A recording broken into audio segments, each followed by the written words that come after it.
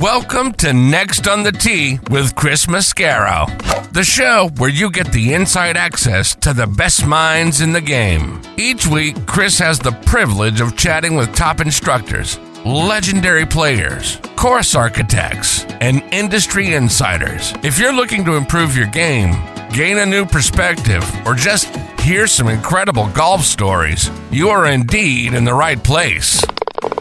You see, Chris, let me tell you something. I haven't spoken to a press man in my life that is knowledgeable, seriously, as you are. Never. You do such a great job. It kind of makes me feel good all of a sudden. You do so much for the game. You're so kind to all of us that are out there in the game. You know, we need more people like you in the game of golf. Thank you for pressing play. Now, grab your clubs, step up to the tee, and let's get started. This is Next on the Tee. Hi, folks, and welcome into this very special bonus edition of Next on the Tee, where golf legends live and the game gets better. I'm your host, Chris Mascaro, and I've got something really special in store for you on this show. Not much golf-related, really, but if you're a classic rock fan like I am, my guest is going to knock your socks off, because joining me is singer, songwriter, and one of the truly great voices in classic rock, Kevin Chalfant. Now, Kevin has fronted for some outstanding bands throughout his career. You may remember 707 or Steel Breeze, and one of my all-time favorite bands, The Storm, that featured an incredible lineup of former Journey members like Greg Raleigh, Ross Valerie, and Steve Smith, along with guitarist Josh Ramos. If you were around back in the early 90s, then you're definitely going to remember their top 10 hit, I've Got a Lot to Learn About Love. What many people may not realize about Kevin is that back in 1995, he was actually chosen to become Journey's new lead singer before Steve Perry came back into the band for a little bit. That shows you the level of respect that Kevin has earned throughout the music industry. He later toured as the lead vocalist for the Alan Parsons Live project. He released his own outstanding solo album, Fly to Freedom, which features some of his favorite Journey songs. And in 2007, he was honored with a Lifetime Achievement Award in his hometown of Chicago for his contributions to the entertainment industry. These days, you can catch Kevin performing with the Voices of Rock Radio, again proving that his voice remains every bit as powerful as it's ever been. I catch up with him on everything that he has been up to lately. We talk a little Chicago Bears football. He's a passionate Bears fan, and he's got a lot to say about their proposed move over to Gary, Indiana, which you'll hear.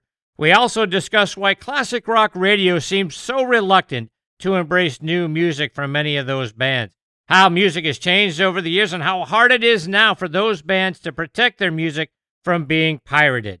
It's a very passionate subject with Kevin as well. You'll also hear about his Journey Experience shows, his Voices of Rock shows, some of the wonderful memories he has with his friend Jimi Jamison, who was the former lead singer of Survivor, and Alex Ligertwood, who is also a member of Santana.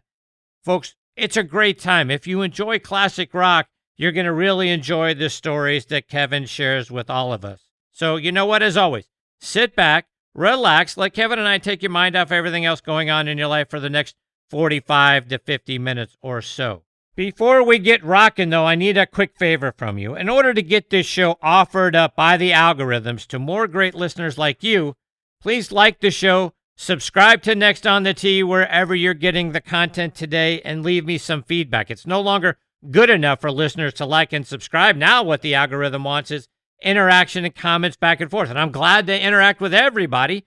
Just give me a comment. Let me know what you think about the show. Let me know if you've got a guest that you would like me to bring on the show. And I'll do my best not only to respond to you, but go out and get that guest here on the show. So quick favor, I really appreciate it. Now let's get on with the show. Before I bring on my first guest, I want to give you guys something that has just really stuck with me, and it's some products that I have been really impressed with. Now, they're local Pittsburgh products, but you can get them anywhere. It doesn't matter. They'll ship them wherever you're at.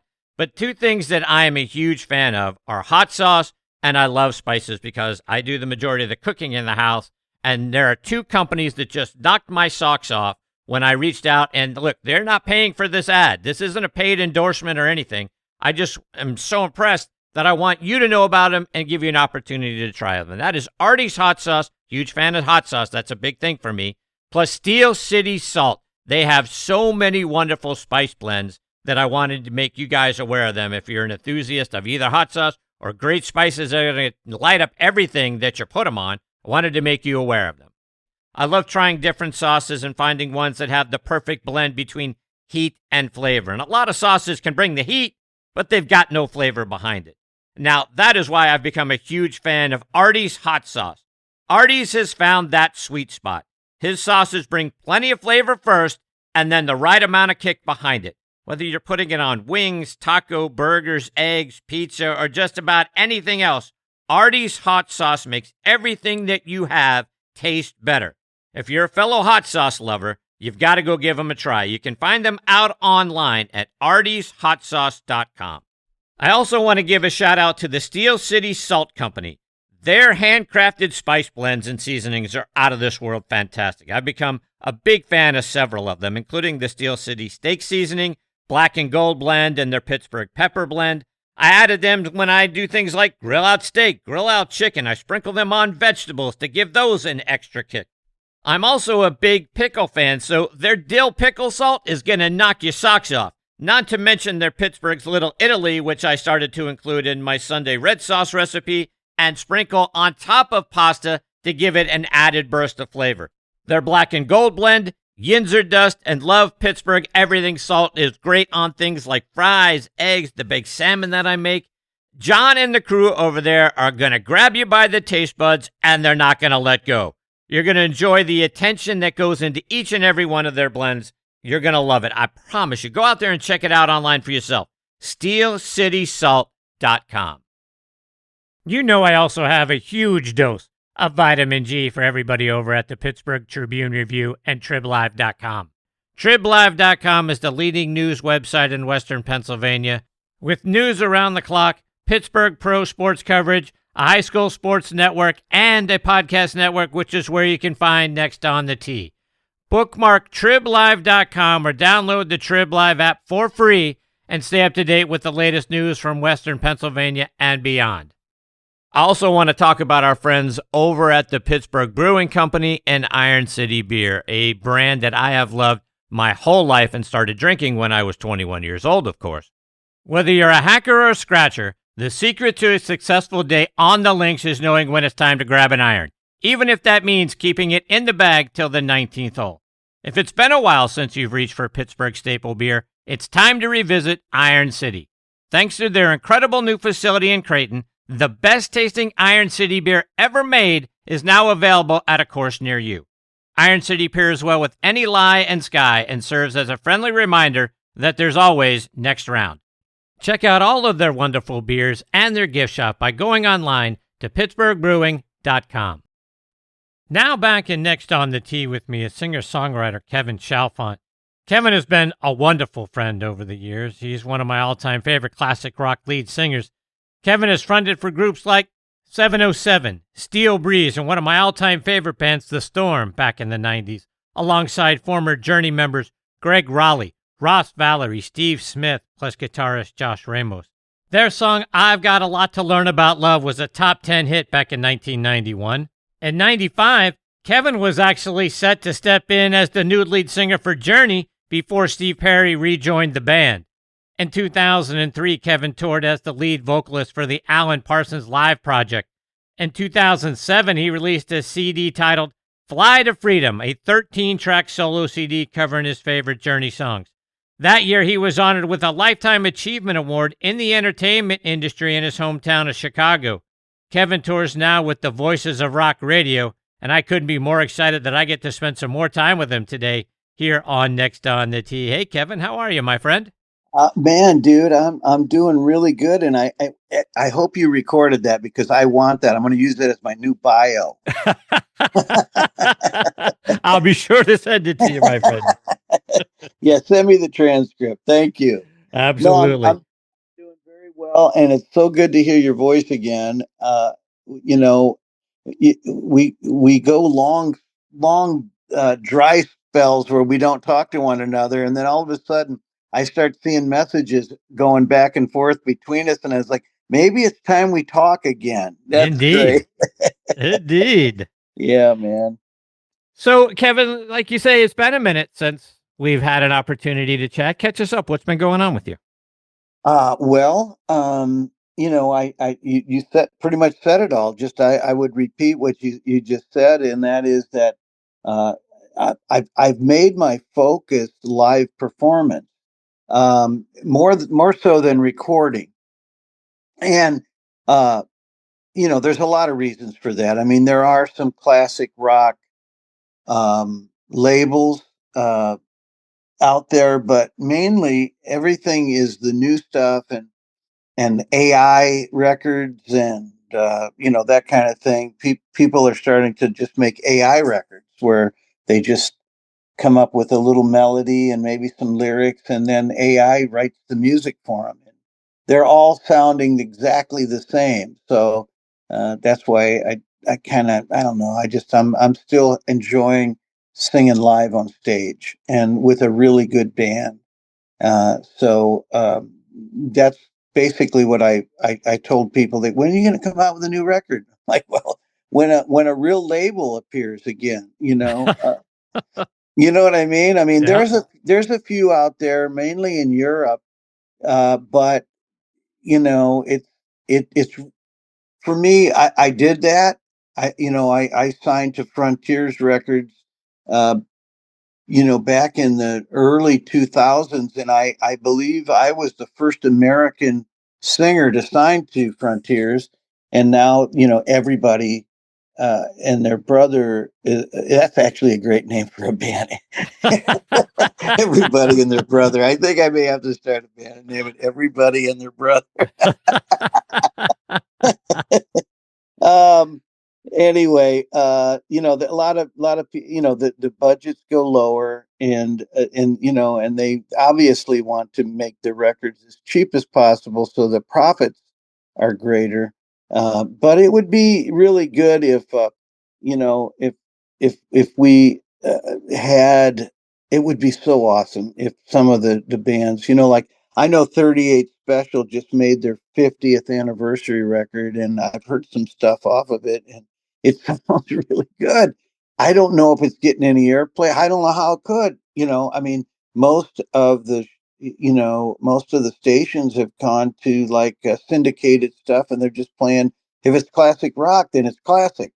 We don't play anything new by classic rock. I know that's just really crazy, isn't it? But It really is, and I've wondered about that, Kevin. You and I were talking a little bit prior to the show about that, but all of these great classic rock bands that are still out there, like you mentioned, 38 Special. I mean, Journey's on their farewell tour, but they've been touring and selling out arenas for a long time. But their last album didn't really do anything. Why is it that classic rock stations aren't interested in new classic rock music, only the old stuff? well, man, that's like you're asking me to tell you what the winning Mega Lotto numbers are. I wish I knew, man. I'd even split 50-50 with you, but and it's I mean, I built a recording studio just for the sake of making records in. And well, I'll give you an example, okay? As long as we have a few sit down minutes here. I was making a record. And at the time, like I said, Frontiers Records are out of Italy.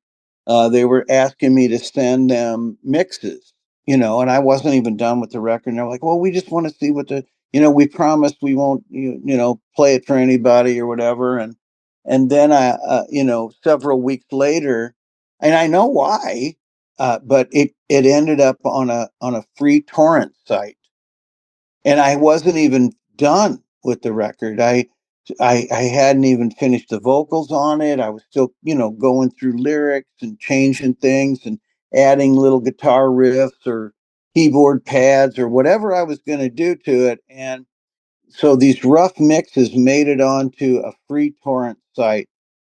And the label calls me and said, "Hey, could you call this guy and tell him to take those down?" And I'm like, "How did they get up there? I didn't send it to him. Did you?" And I think this is what happened. And this is why in a way, I kind of walked away from doing the recording thing, because unless you're dealing with a major label that has control of everything, and they're they're not out seeking, trying to find you, someone in Japan or someone, a label to pick it up here or pick it up there. I don't know if this is what happened, but this is, after many years of thinking about it, I think this is what happened. So, when this label, the part of their deal was they wanted to be able to have control of the licensing in different regions of the world. And so, as long as I had the American market, that's all I cared about, even though they were still sending in their European copies that had different songs, different bonus tracks and whatnot. I think they were sending it to different labels around the world, trying to get them to pick it up and license it from them. Well, let's just say somebody said, okay, well, I want the record, but I'm only willing to advance you $10,000. And they're like, well, there's no way that's going to happen. Well, what do you think that guy's going to do with it if he thinks that somebody else is going to offer more, but you don't want to play ball with them? They're going to load it up onto a free site. Now, the way these free sites work is your people, whoever wants to, they will get on this site and they buy into, it's called file sharing. It's no longer music. It's file sharing. So they might have my name or the band name or whatever. And then they didn't even know what the name of the song. They had no idea what the name of the song was. So they just listened to the song and said, it's got to be this because he repeats that, a couple times or whatever. So they had like just bogus names on these rough mixes. And anybody who pays $30 a year to be a member can download everything on that website. You see what I'm saying? Yeah, it's like Napster, like back in the day. Absolutely. So what happens is the artist and the record label is totally out of the profit. Okay. And the person who I actually called the website guy and I said, hey, you have some of my previously unreleased, music on your site of mine. And it's copyrighted, but it's previously unreleased. And he says, well, this is a file sharing, basically file sharing. I don't know what they're putting up. They just pay a certain amount per year to be a member, and they can share it with whoever wants to get it. And I said, So basically, he told me that I own the vehicle, that people pay me to rent space, or, it's like a renting space so that you can upload files that people can download for free. So that means he's the only one getting paid. Right. Right. Now I'm investing money, the label's investing money, and I'm not going to see a dime of that money to recoup what I have in it. Right. So I asked him, I said, okay, so let me get this straight.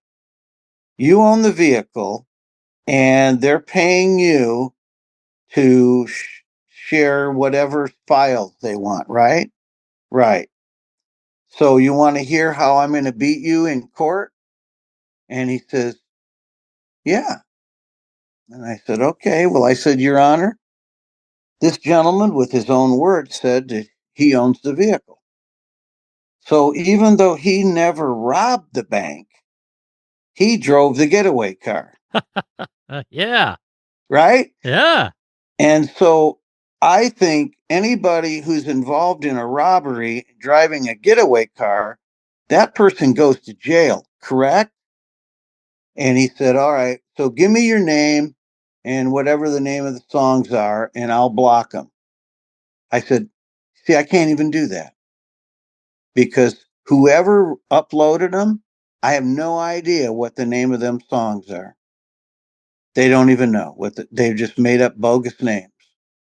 So you see how that damages people like me? Yeah. It damages artists. I mean, like everybody thinks that artists are just rolling in the dough and somebody else is paying for it. I mean, and not to go political, but you know what? That's what the problem is in the world right now. If somebody else can pay for it and I get it for free, that's a problem. So I just made I made a strike. I drew a line in the sand. And I said, you know what? Now recording new music is not profitable. I mean, I lose money when I make records because it's out of my control. People just take that and now can load it for free. I had it happen to me, cost me money, and I'm like, well, I can go do a gig, and a lot of times I can be paid in advance in full to do that show. All I got to do is go there, stand up there, pour my heart out on the stage. People clap and then they walk away and I'm paid. And it's not like, hey, you know what? Like Kevin's greedy. No, it's not, but I'm not stupid Well, I mean, either. it's your work, right? I mean, you put the time and the effort. I mean, that's what the Yeah. music business is, right? I mean, That, you write well, songs, you guys get together, you play the music, you do all the producing of it, and it goes out, and people spend money to buy the album, download the song, whatever it well, is. let me just say in reference to that, I can tell you that there are a lot of supporters. My wife broke me of saying fans. Uh, I don't We're not call them. fans anymore. No, you guys are supporters. You guys are the Okay. ones that have always supported my family and my art. You're a supporter. You're somebody that, like, as soon as the painting came out, you had to have a copy of it. So you know what I mean? It's like Yep. I make the master and then we print copies of that painting and people want that painting and hey, could you autograph it? Yeah, no problem. But the day that uh, somebody had the idea that I can create a format where we can just take and load all this music in and I'll make all the money. That just sounds so evil to me, man. Yeah. And so that's what's hurting the business, you know. Uh and and I don't put blame on the people who have been supporters. Those people still come to our shows, and I know they would wish that, okay, well, they say, hey, Kevin, when you guys going to put out another Storm record? And I'm like, well, those Storm records, man, we spent a half a million or more on recording them in a great big studio. To have somebody take a $500,000 record, which divided by 5 guys, that's $100,000 a piece that you know we'd have to put in and never expect to see a dime back. I say, just let it roll over in the bank and let's go do some shows and put more money in the bank and be able to, take care of Yeah. our families. That's the problem. If there was, I don't even know that they even have any laws about that. I don't know if that's ever been addressed. We got other bigger fish to fry. The musicians can take care of themselves, whatever.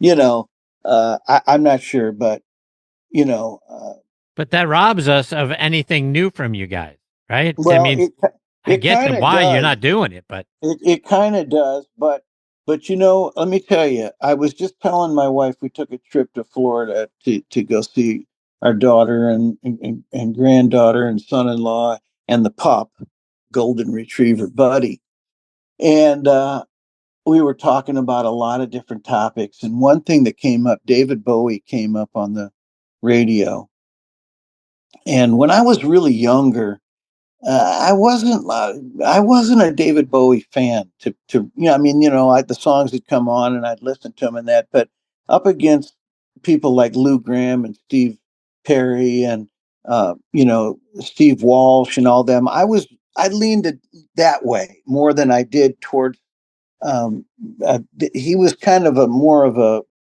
I don't know, it was a different kind of pop music. It was almost a little bit of a abstract sounding to me. But as I got older, I started really listening deeper, and then I started hearing more and more about these recordings, hearing John Lennon singing on his recordings and stuff, and I'd never really noticed it before, and a lot of the studio tricks that were used and stuff. Then I grew to really enjoy his stuff. Well, when he got sick, David Bowie did something really genius.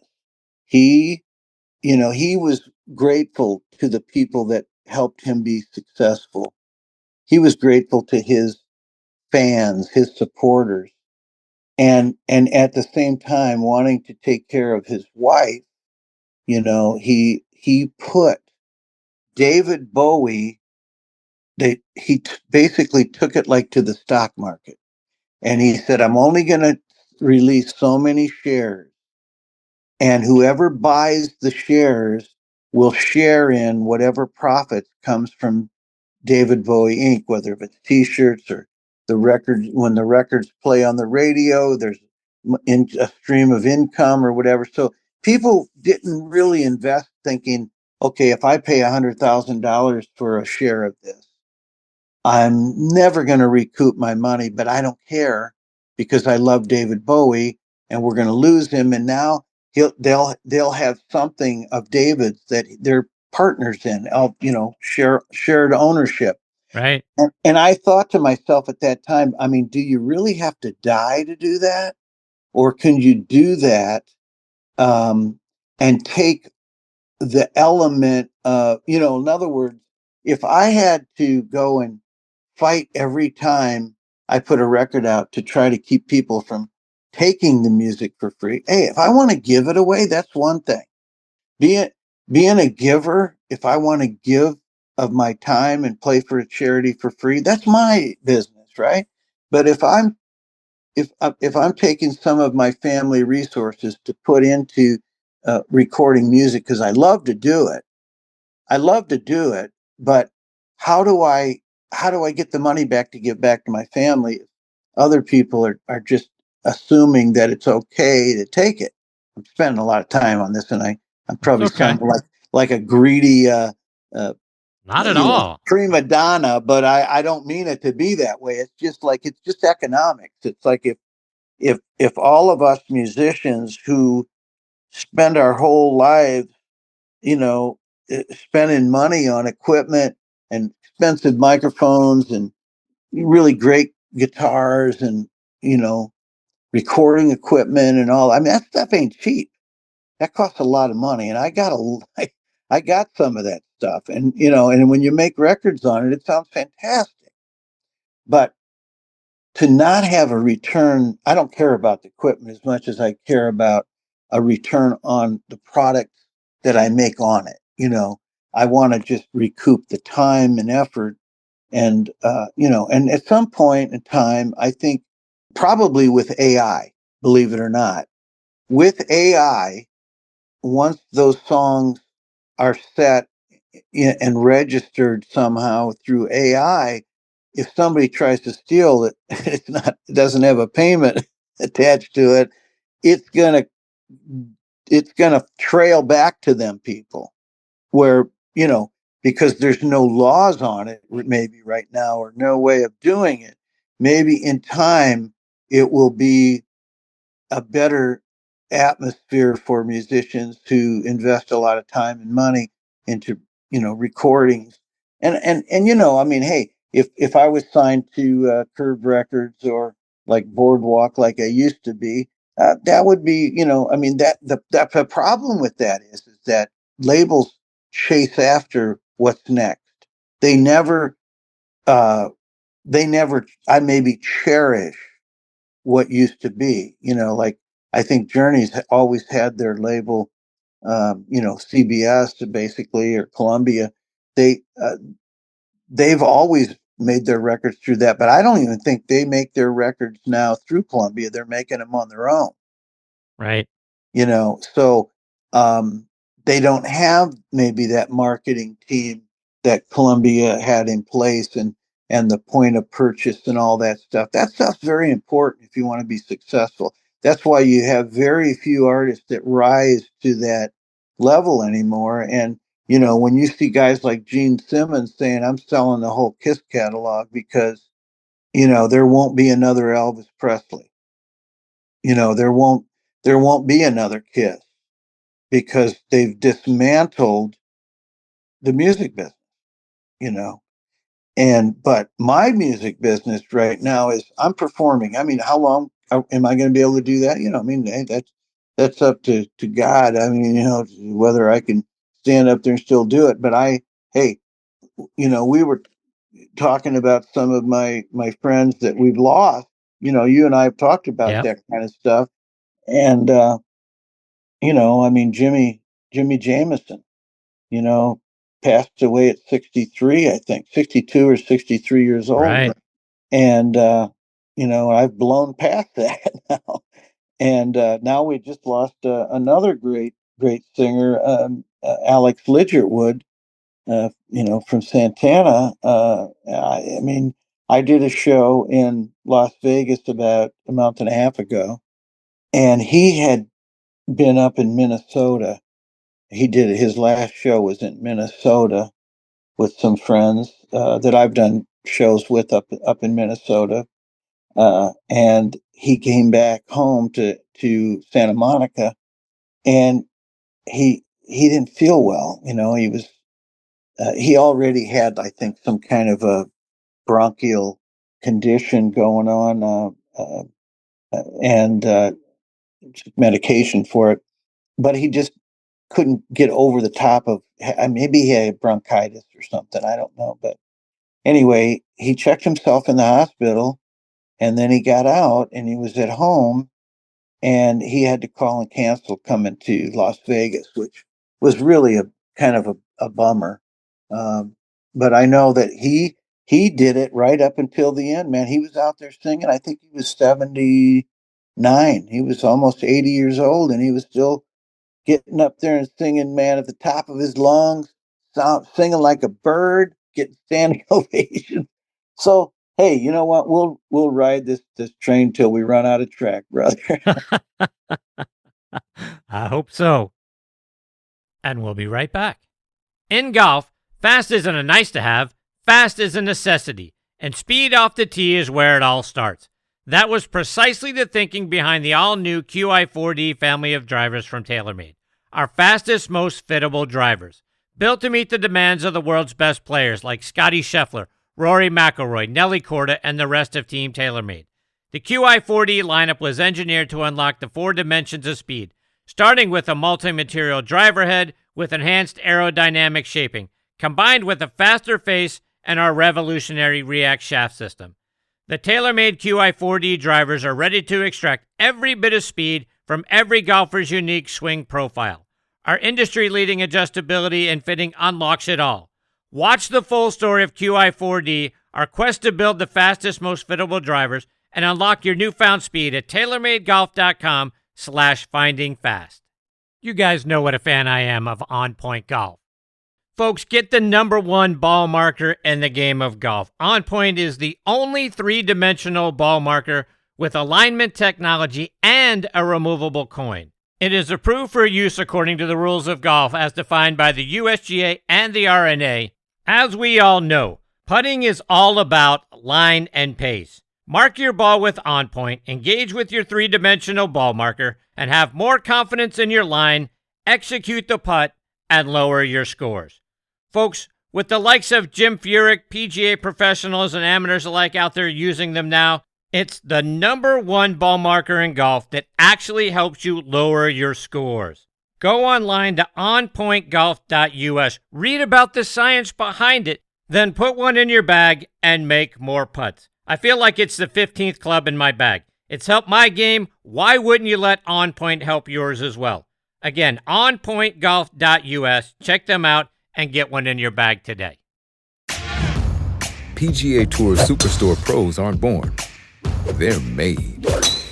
Every January, hundreds of associates talk to the top manufacturers, learn about the latest clubs, test the newest equipment, log thousands of hours of training. And together, fit over 100,000 balls, all so they can get you the perfect fit.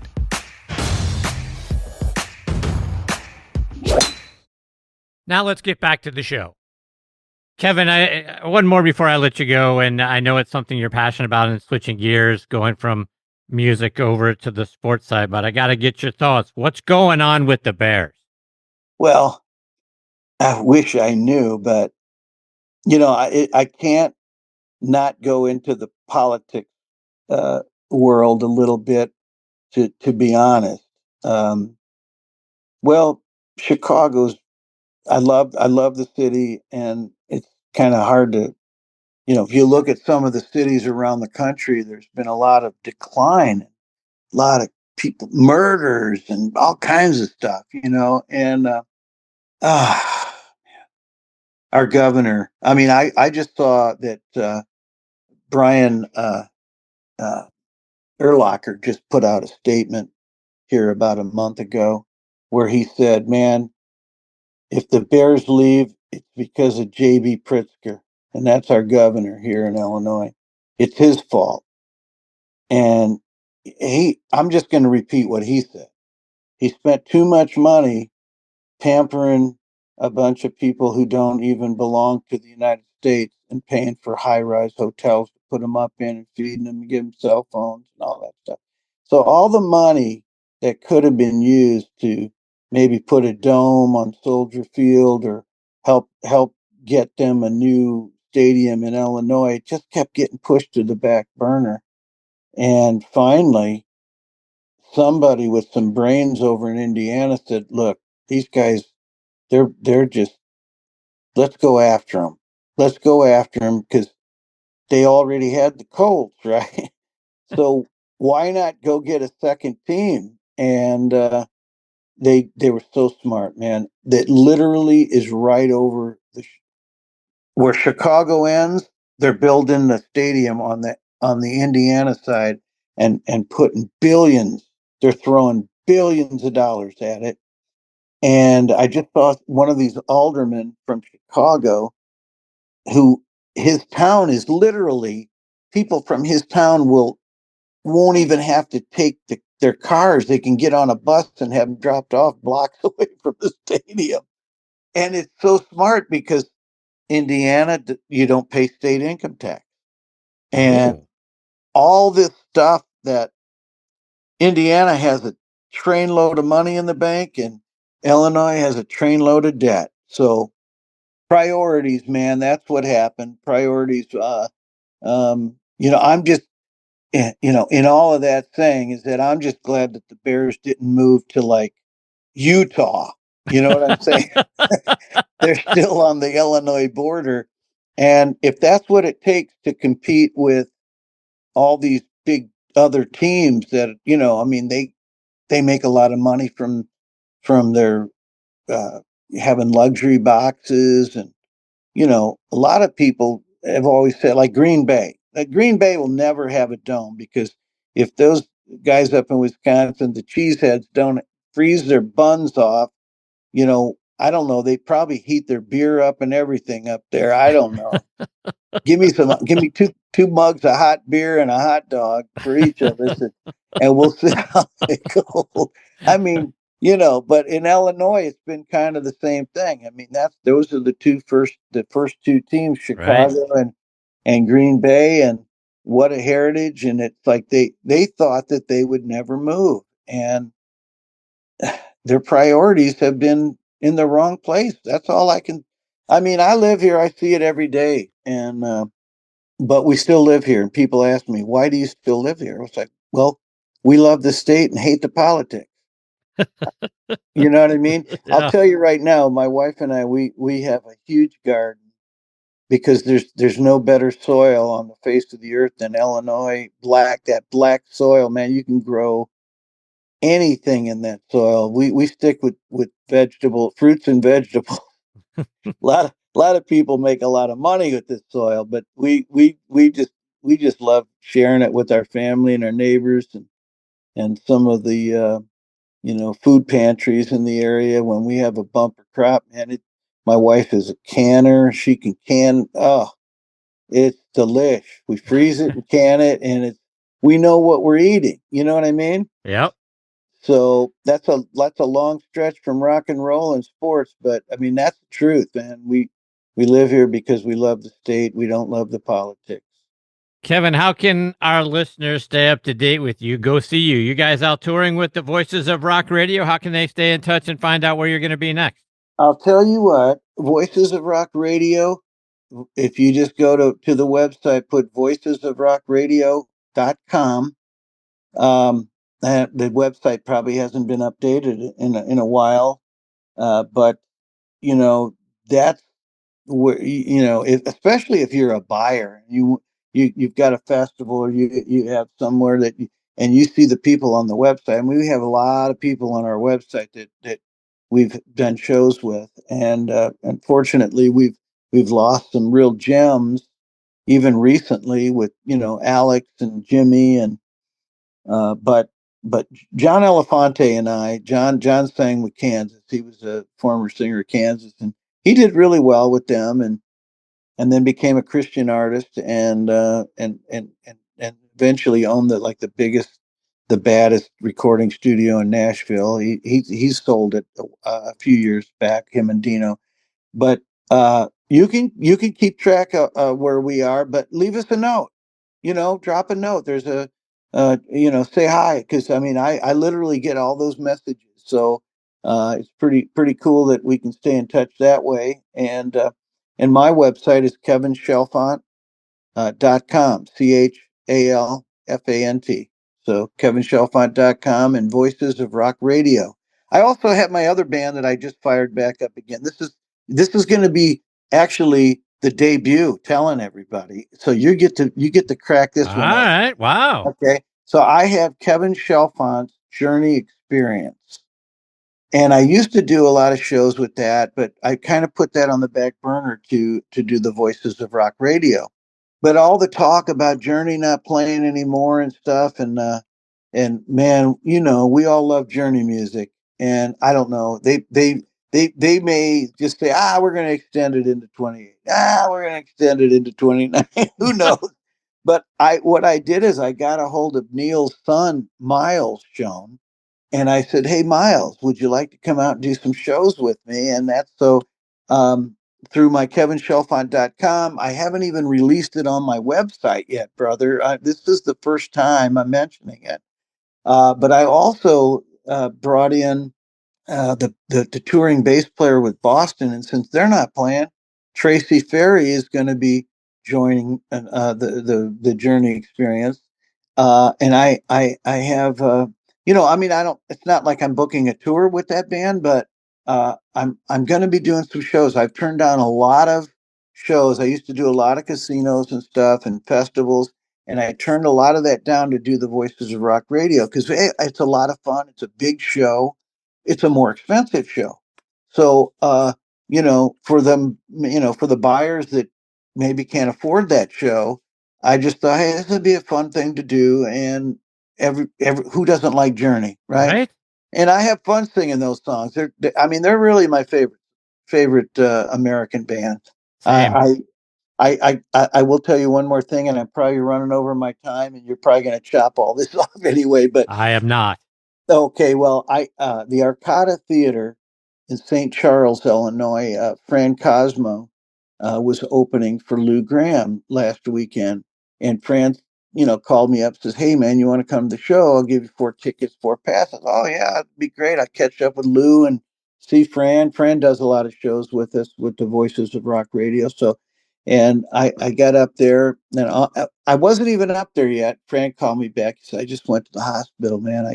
I don't know what's going on, but it's like I have asthma. I can't breathe in and out. Would would you consider getting up and singing for me?" I'm like, "Dude, are you kidding me? These people will be throwing tomatoes at me. They want to hear you.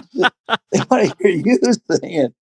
So he says, "Well, would you mind getting up and singing, 2 or 3 songs?" So, the beautiful part is the guitar players and the keyboard player from the Voices of Rock Radio were backing him up, and then uh, his drummer and bass player, who I've played with the bass player before, Bernie. He's really great. So I got up And he got up and sounded really fine. He couldn't push real hard, but he called me up after the show, and he told me, he said he had bronchitis, and he had a sinus infection and an ear infection, and they were all different infections.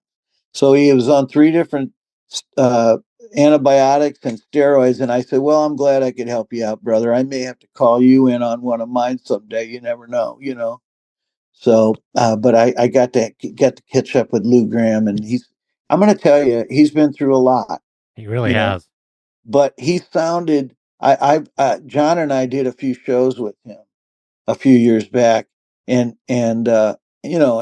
he sounded 10 times better than he did then. So I think the more he's doing it, the better he is. I mean, Lou Graham, it's like he doesn't have anything to prove to me anymore. I still am a huge fan of his, but I think, he announced that he was going to retire. And I Right. asked him, I said, is that true? He goes, I don't know. We'll see.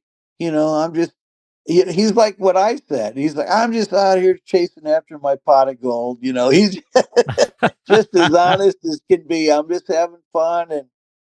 And he's in the Hall of Fame now. So the Rock and Roll Hall of Fame, it's like, you know, I know Mick Jones can't perform anymore, and I think that's what Lou's looking at. He's keeping and he even says that in the show, that he's keeping the legacy going. I mean, nobody else in the band is an original member, so Right. he's the only original member, and he gets out there and talks about, Mick Jones and how him and Mick hooked up and telling the stories and stuff. Before the show even starts, his voice comes through the speakers and they're putting pictures up on the screens. And he's talking about how, he started out with Black Sheep, and they were set to go on tour with Kiss. They were going to open for Kiss. And the night before the tour, their truck with all their equipment got stolen.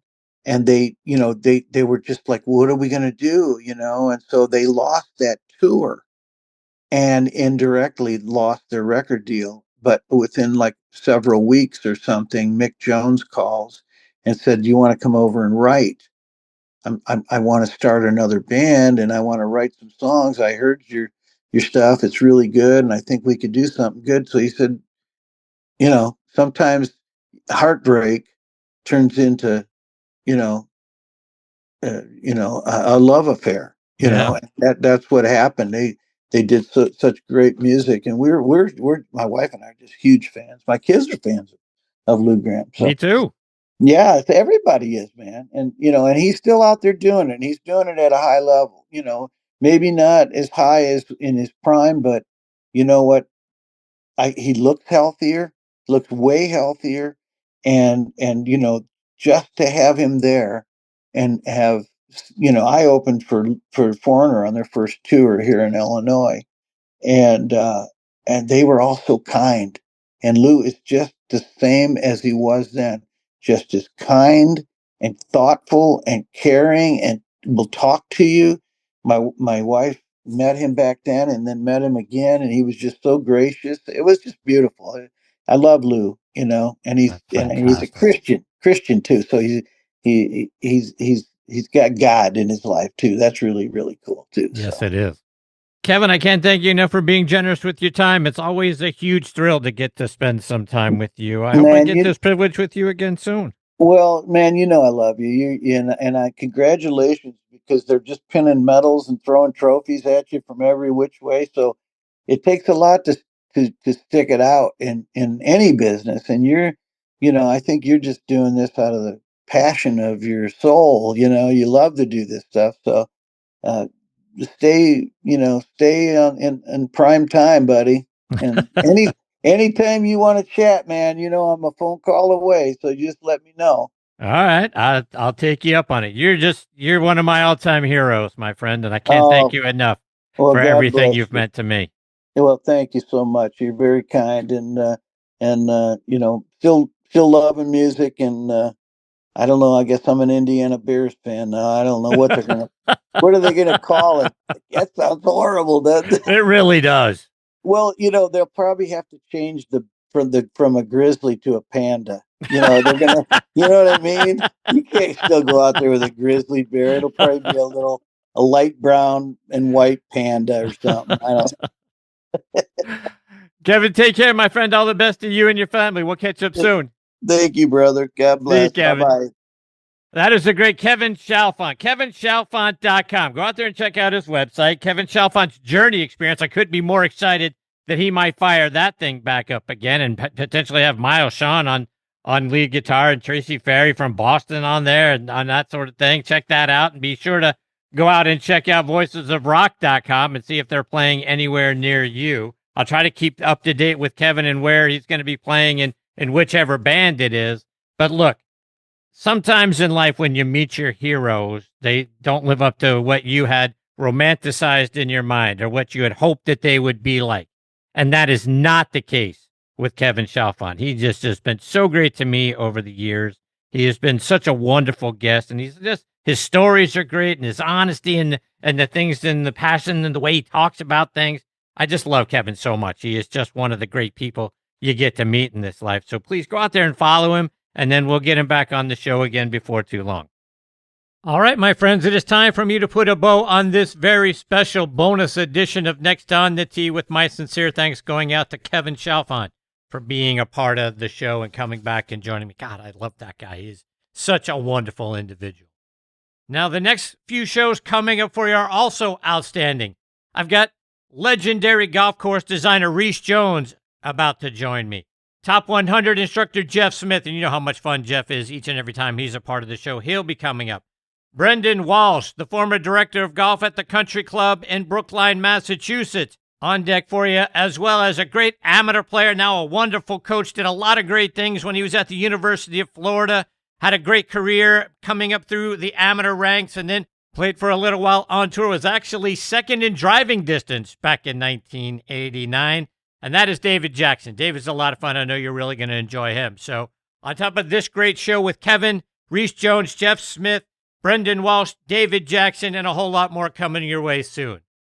But folks, as I say each and every time I end the show, my biggest thanks go out to each and every one of you for being the greatest supporters in the history of podcasts, bar none. I can't thank you all enough. Until next time, hit 'em straight, my friends. Thanks for joining Chris again this week on Next on the Tee. We hope you enjoyed the conversations as much as we did.